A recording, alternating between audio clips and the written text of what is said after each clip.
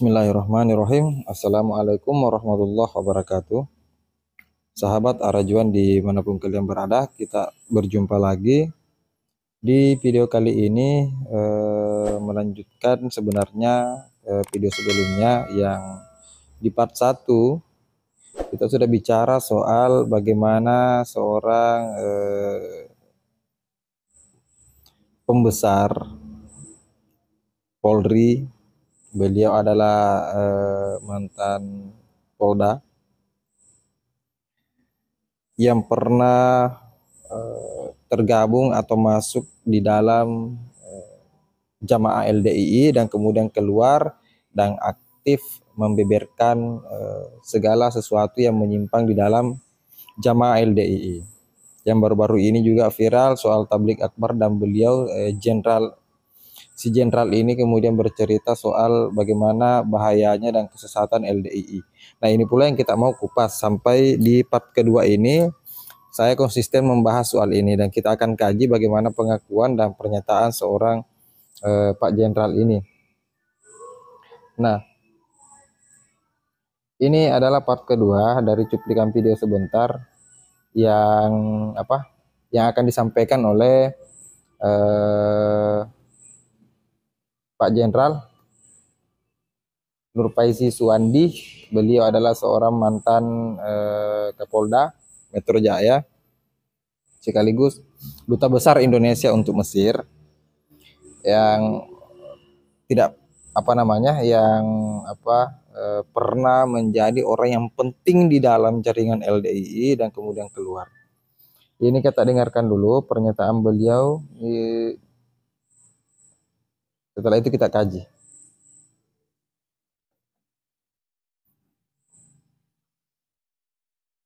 Faktanya ini mereka mengamankan internalnya aja, ngawal bawa duit, ngawal apalah pokoknya yang memang mereka mengadakan seminar Pancasila harga mati, tapi kemudian Bhinneka Tunggal Ika ada, saya ikutin juga, saya buka juga waktu itu.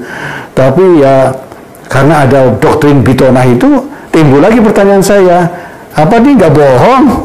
Karena bertentangan dengan ajarannya yang takfir itu. Jadi takfir kan memecah belah. Sementara dia bilang katanya Pancasila harga mati. Jadi kayaknya ini hanya kamuflase aja gitu. Nah, inilah yang menyebabkan semakin kuat saya ini aliran yang sesat menyesatkan. Oke, sahabat Arajuan, kita sudah dengar sendiri bagaimana pernyataan beliau sampai di ujung kalimatnya itu sesat menyesatkan. Artinya apa? Sekelas Pak Jenderal saja ini yang kemudian dia adalah orang yang cerdas, orang yang punya kapasitas, orang yang punya posisi yang penting pada waktu itu, merasakan keresahan itu. Artinya apa? Keanehan-keanehan, kemudian aturan-aturan di dalam LDII itu dirasakan sama Pak Jenderal ketika dia sebelum keluar dari LDII. Nah, menurut beliau, persoalan agenda-agenda kegiatan yang kerap dilakukan oleh jamaah LDII, termasuk diantaranya persoalan memperjuangkan Pancasila, kemudian seminar-seminar yang ya oke lah, kalau tampak keluar itu pasti adalah sesuatu yang kita lihat sebagai sesuatu yang positif. Ya sudah jelas positif. Siapa sih yang akan menolak ketika misalnya ada kelompok yang memperjuangkan atau ideologi Pancasila itu diperjuangkan, atau misalnya melakukan seminar-seminar yang edukatif. Ya oke lah, kita pasti akan mengatakan ini positif, ini kegiatan positif. Tapi inilah yang dilakukan oleh LDII. Menurut Pak Jenderal, itu bertentangan dengan keyakinan yang kemudian ada di dalam internal LDII itu sendiri, dengan takfirinya dia. Karena kan kita tahu sendiri gimana LDII itu. Orang di luar kelompoknya itu najis, kafir, halal darahnya, apa dan lain sebagainya, tiba-tiba menyuarakan soal toleransi, memperjuangkan ideologi bangsa Pancasila. Menurut Pak Jenderal kamuflase gitu.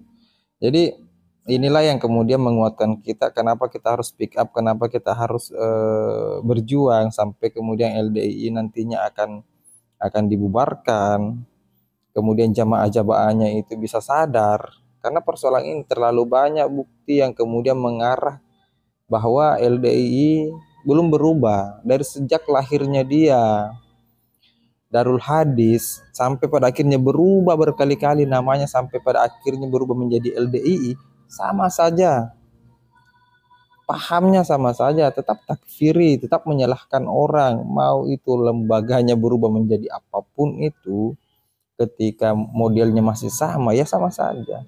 Ini kan persoalan permainan permainan orang-orang LDII sendiri, merubah nama sesuka hati, Lemkari lah, kemudian Jamaah Islamiyah lah, Darul Hadis lah, pahamnya sama saja. Itu menurut Pak Jenderal.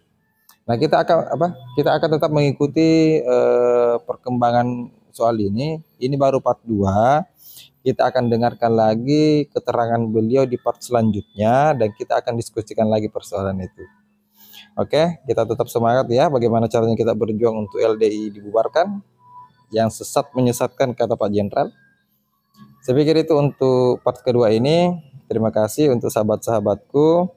Tinggalkan pesan kesan kalian soal pernyataan Pak Jenderal di kolom komentar. Kembali kita akan berdiskusi soal ini. Sekian.